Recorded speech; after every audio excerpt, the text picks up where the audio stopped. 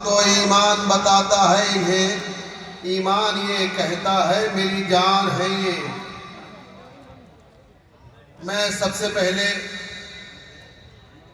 कलकत्ता की इस सरजमीन पर दूर दराज इलाकों से और खुद शहर कलकत्ता से आए हुए इस्लामी भाइयों को तहरीक दावत इस्लामी के इस मुबारक इज्तिमा में हाजिरी देने वालों को बहुत बहुत मुबारकबाद पेश करता हूँ। सच तो ये है कि वाकई इस्लामियाने हिंद ने अगर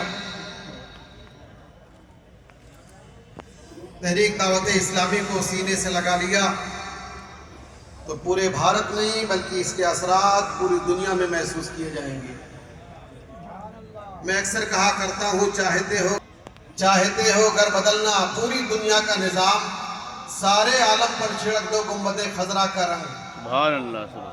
चाहते हो अगर बदलना पूरी दुनिया का निजाम, सारे आलम पर छिड़क दो गुंबदे खजरा का रंग। तहरीक दावत इस्लामी अल्हम्दुलिल्लाह रब्बिल आलमीन रोज़े अव्वल से जब से ये लॉन्च हुई है तभी से पूरी दुनिया में गुंबदे खजरा का रंग भरने में लगी हुई है।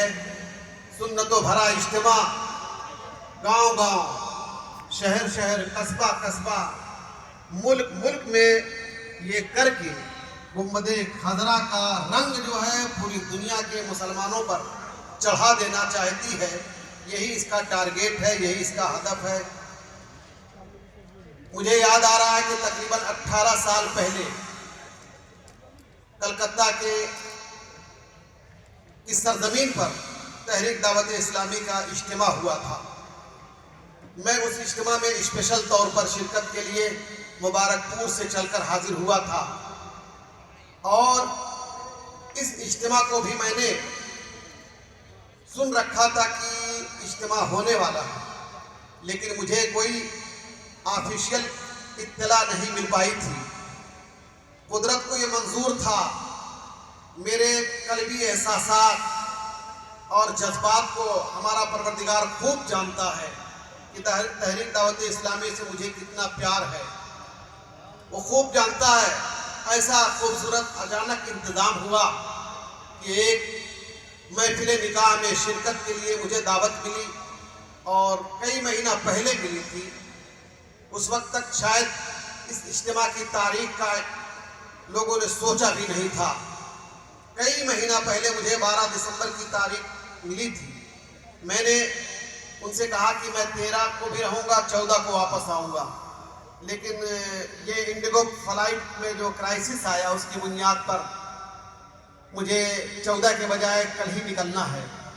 वरना सच्ची बात है कि आप लोगों को छोड़कर जाने का जी नहीं चाह रहा, लेकिन मेरी ये सआदत है और मैं अपनी वाकई खुशकिस्मती महसूस कर रहा हूँ कि मुझे हाजिरी की सआदत मिल गई।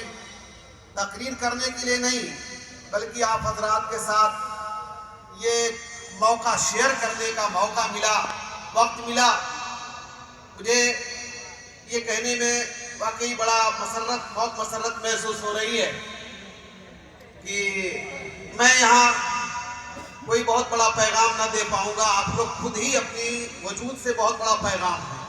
आप चलते हैं वही आपका बहुत बड़ा इस्लामी पैगाम है, आप उठते बैठते हैं वही बहुत बड़ा इस्लामी पैगाम है। कोई मैं बहुत बड़ा पैगाम देने के लिए हाजिर नहीं आया। हाँ, इतना ज़रूर कहूँगा कि हज़रत यूसुफ अलैहिस्सलाम को ख़रीदने के लिए बाज़ार मिस्र में बहुत सारे लोग गए थे। वहीं एक हकीर बुढ़िया भी गई थी, छोटी सी गठरी लेकर के। लोगों ने पूछा तो उस बुढ़िया से, तू क्यों चली आई? यहाँ तो बड़े बड़े बिजनेसमैन, बड़े बड़े ताजिर लोग आए हुए हैं यूसुफ को खरीदने के लिए, तू कहाँ चली आई? तो बुढ़िया का जवाब ये था कि लोगों मेरा मजाक मत उड़ाओ, मैं खरीदने नहीं आई,